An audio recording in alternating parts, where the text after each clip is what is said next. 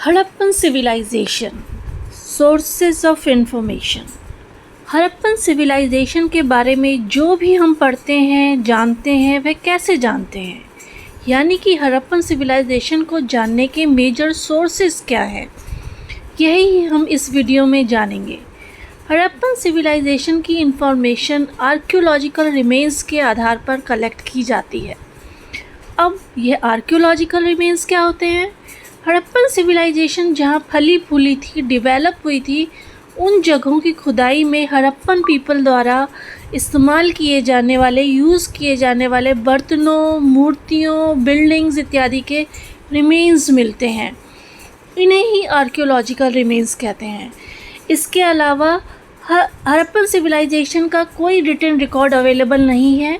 वहाँ की कुछ सील्स या मोहरों पर कुछ लेटर्स खुदे हुए हैं, पर उन्हें अभी तक समझा नहीं जा सका है। अतः आर्कियोलॉजिकल रिमेन्स जैसे पॉटरी, स्कल्पचर, बिल्डिंग, सिमेट्री ही हड़प्पन सिविलाइजेशन को जानने का मेन आधार है। हड़प्पन सिविलाइजेशन की साइट्स की खुदाई में कई बड़ी बिल्डिंगों के रिमेन्स मिले हैं। द ग्रेट बाथ ऐसी ही एक बिल्डिंग है जो मोहनजोदारो में मिली है। इसमें एक लार्ज रेक्टेंगुलर टैंक है एक कोर्टयार्ड में, जो चारों ओर कॉरिडोर से घिरा हुआ है। इस टैंक में अंदर जाने के लिए दो सीढ़ियां हैं, एक नॉर्थ की तरफ से है, एक साउथ की तरफ से है। इस पुल को वाटर बर्न्ड ब्रिक्स और मोर्टार से बनाया गया है और पुल को वाटर टाइट बनाने के लिए उस पर बिटुमिन और जिप्सम की लेयर यूज़ की गई थी। ऐसा माना जाता है कि इस बाथ में, इस टैंक में पानी लाने के लिए समीप के ही एक कमरे में एक कुएं से पानी अवेलेबल कराया जाता होगा। और ये भी है कि इसके चारों ओर कई कमरे और पोर्टिकोस थे। एक सीढ़ी का रास्ता था जो अपर स्टोरी की ओर जाता था। कुछ स्कॉलर्स ये मानते हैं कि ये जो कमरे बने हुए थे, ये किसी प्रकार के प्रीस्टहुड मेंबर्स के लिए बने थे। कुछ स्कॉलर्स मानते हैं कि ये कमरे कपड़े बदलने के लिए बने थे, और कुछ ये भी मानते हैं कि द ग्रेट बाथ जो है किसी प्रकार के रिचुअल बाथ के लिए यूज़ होता होगा। रिचुअल बाथ जैसे हिंदू धर्म में अभी भी परंपरा है कि विशेष अवसरों पर सैक्रेड रिवर्स, पूल्स में स्नान किया जाता है, उसी तरह के किसी रिचुअल बाथ के लिए द ग्रेट बाथ भी यूज़ किया जाता होगा। हड़प्पन सिविलाइजेशन के बारे में द ग्रेट बाथ से बहुत सी इन्फॉर्मेशन मिलती है। इससे हमें वहाँ के कल्चर, वहाँ के लोगों के बारे में बहुत सी इन्फॉर्मेशन मिलती है। जैसे कि बिल्डिंग कंस्ट्रक्शन की आर्ट उस समय तक एक परफेक्शन लेवल तक पहुँच चुकी थी। ग्रेट बाथ एक ह्यूज स्ट्रक्चर है जो एक कॉमन मैन के लिए बनाना पॉसिबल नहीं है। इसलिए ये माना जाता है कि उस समय वहाँ कोई रूलिंग क्लास अवश्य रहा होगा जो टैक्स कलेक्ट करके इतना पैसा इकट्ठा कर सका कि उसके द्वारा वो खूब सारे लेबर्स को गैदर कर सका, इकट्ठा कर सका, उन्हें कंट्रोल कर सका और इस ह्यूज स्ट्रक्चर को बिल्ड करवा सका।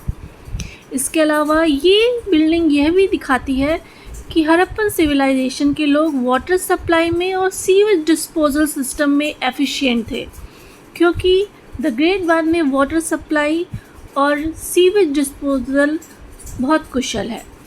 इस पुल को बनाने के लिए एक जैसी ब्रिक्स को यूज़ किया गया है। तो ये भी माना जाता है कि इस द ग्रेट बाथ को बनाने से पहले काफ़ी बड़े स्तर पर प्लानिंग की गई होगी। अगर ये द ग्रेट बाथ किसी रिचुअल बाथ के लिए यूज़ किया जाता था, तो ये कह सकते हैं कि सेरिमोनियल बेदिंग, सैक्रेड पूल्स और रिवर्स में लेने की परंपरा बहुत प्राचीन काल से चली आ रही है। हड़प्पन सिविलाइजेशन में जो सिटीज़ मिली है वह दो भागों में बटी हुई है। एक पार्ट रेज्ड है यानी उठा हुआ है, जिसे सिटाडेल कहा जाता है, और दूसरा पार्ट है लोअर टाउन। सिटाडेल के उठे होने का कारण ये है कि इस पार्ट की बिल्डिंग्स और हाउसेस जो थे वो मड ब्रिक्स प्लेटफॉर्म पे बनी हुई थी। और सीटाडेल पे जो घर थे वो रूलिंग क्लास के घर थे, और कुछ इम्पोर्टेंट बिल्डिंग्स थी जैसे the great bath, the granary, the assembly hall और इत्यादि। सीटाडेल और लोअर टाउन के बीच एक वॉल थी।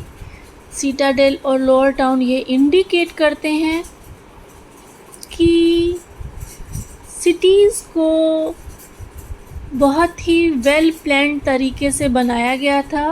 उनको बनाने से पहले बेहद प्लानिंग की गई थी। ये प्रूफ करता है कि हड़प्पन सिविलाइजेशन एक अर्बन या नगरीय सिविलाइजेशन थी। ये भी इंडिकेट करता है कि वहाँ पे कोई ना कोई पॉलिटिकल ऑर्गेनाइजेशन या सोशल क्लासिफिकेशन अवश्य रहा होगा कि सिटाडेल में इस तरह की बिल्डिंग्स और रूलिंग क्लास के लिए हाउसेस कंस्ट्रक्ट किए गए। हड़प्पन सिविलाइजेशन की साइट्स की खुदाई में या एक्सकवेशंस में कई सील्स मिली हैं। ये सील्स हड़प्पन पीपल्स के beliefs, trade system, script, religion पर प्रकाश डालती हैं। सील्स बनाने के लिए टेराकोटा, स्टीयरटाइट, एगट आदि मटेरियल को यूज़ किया गया है। स्टील पे कई एनिमल्स के पिक्चर खुदे हुए हैं, जैसे एक सींग वाला बुल, बुफेलो, टाइगर, गोट, एलिफेंट, राइनोसरस एट्सेट्रा। इन ज़्यादातर सील्स का शेप रेक्टेंगुलर या स्क्वायर है। कुछ एक सील्स सर्कुलर भी हैं। अब तक लगभग 2000 सील्स खोजी जा चुकी हैं।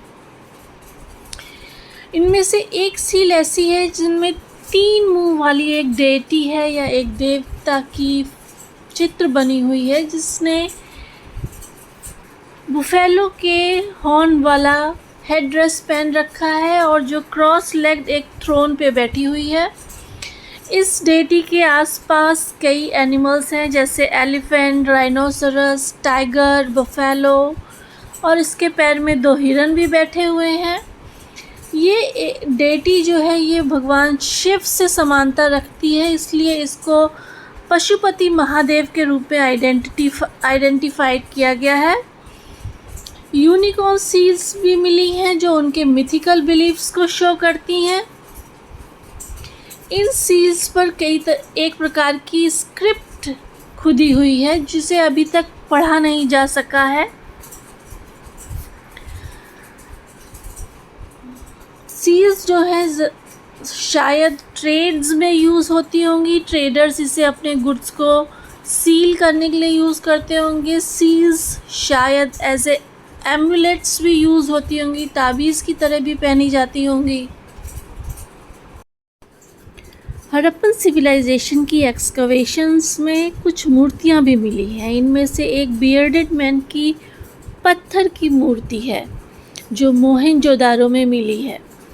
इस मूर्ति ने अपने बाएं कंधे के ऊपर से शॉल पहन रखी है।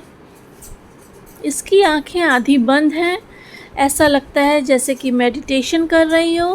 कुछ स्कॉलर्स मानते हैं कि ये स्टैचू किसी योगी या प्रिस्ट की है। कुछ स्कॉलर्स ये मूर्ति जो है काफ़ी हाई आर्टिस्टिक वैल्यू रखती है और इशारा करती है उस समय ऐसे स्किल्ड आर्टिजन्स रहे होंगे जो इतनी सुंदर 3 डायमेंशनल फिगर बना पाए।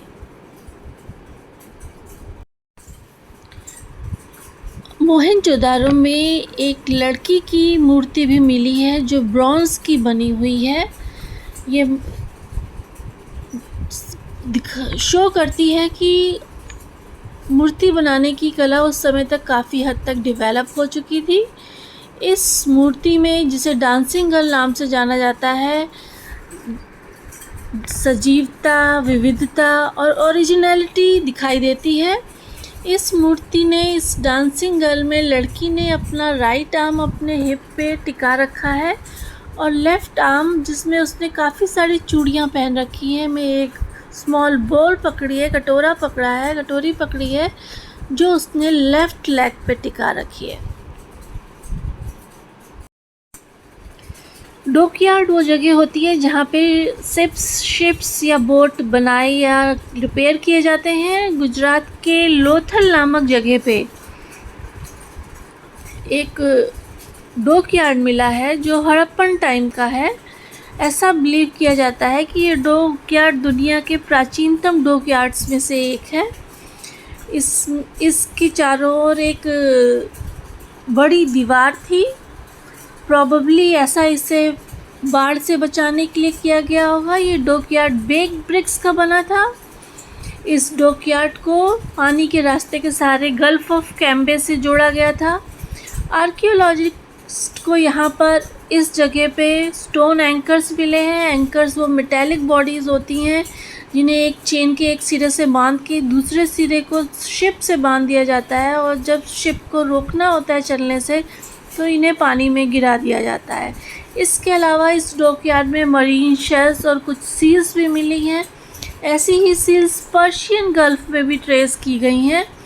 इसके साथ ही यहाँ पे एक वेयर हाउस या गोदाम टाइप का स्ट्रक्चर भी मिल रहा है जो स्ट्रांगली सजेस्ट करता है कि Lothal was a dockyard. Archaeologist ये भी सजेस्ट करते हैं कि मकरन कोस्ट पे लोथल और धोलावीरा को सुतका केंदौर से जोड़ने के लिए कोई कोस्टल रूट एग्जिस्ट करता रहा होगा। और ये भी माना जाता है कि लोकल एक इम्पॉर्टेंट ट्रेडिंग और मैन्युफैक्चरिंग सेंटर था हड़प्पन सिविलाइजेशन का, जिससे समुद्री रास्ते का ट्रेड भी होता था। डॉकयार्ड से हमें यहाँ के बारे में कई इन्फॉर्मेशन मिलती है, जैसे कि उस समय इंटरनल और एक्सटर्नल दोनों तरह के ट्रेड एग्जिस्ट करते थे। चूँकि डॉकयार्ड में जहाज़ को लाया ले जाया जा सकता था, इससे पता चलता है कि हड़प्पन पीपल को हाइड्रोलिक नॉलेज थी।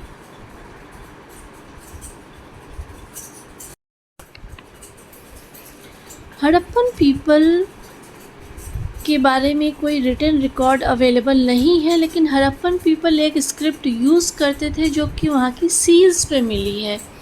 ये पिक्टोग्राफिक टाइप की है। ऐसा इसलिए कहा जाता है कि इसमें बहुत सारे साइंस हैं, और वो साइंस जो हैं वो पिक्चर फॉर्म में है, जैसे फ़िश की पिक्चर, बर्ड्स की picture, variety of human forms की पिक्चर। इस पे जो साइंस है लगभग अब तक 375 से 400 के बीच सिंबल्स को खोजा जा चुका है। स्क्रिप्ट जो है कई सील्स पे मिली है। इसके अलावा ये कॉपर टूल्स पे मिली है, रेम्स ऑफ जार्स पे मिली है, कॉपर टेराकोटा टैबलेट्स पे मिली है, ज्वेलरी पे मिली है, और एक एंशिएंट साइन बोर्ड पे मिली है। इस स्क्रिप्ट से ये इन्फॉर्मेशन मिलती है कि हड़प्पन स्क्रिप्ट जो थी वो अल्फ़ाबेटिकल नहीं थी, क्योंकि इसमें बहुत सारे साइंस हैं, बहुत से सिंबल्स हैं। और ये भी माना जाता है कि स्क्रिप्ट जो है प्रॉबेबली राइट टू लेफ़्ट लिखी जाती होगी, क्योंकि राइट साइड में जो स्पेस छोड़ा गया है वो लेफ़्ट साइड के स्पेस की कंपैरिजन में ज़्यादा है। ऐसा माना जाता है कि लिखने वाले ने या उकेरने वाले ने राइट साइड से स्टार्ट किया होगा और लेफ़्ट तक पहुँचते पहुँचते स्पेस कम पड़ गया होगा, जिसकी वजह से लेफ़्ट साइड पे स्पेस कम है। स्क्रिप्ट पे और कई ऑब्जेक्ट्स पे, सील्स पे और कई ऑब्जेक्ट्स पे स्क्रिप्ट की अवेलेबिलिटी ये प्रूव करती है कि बहुत सारे लोग लिटरेट रहे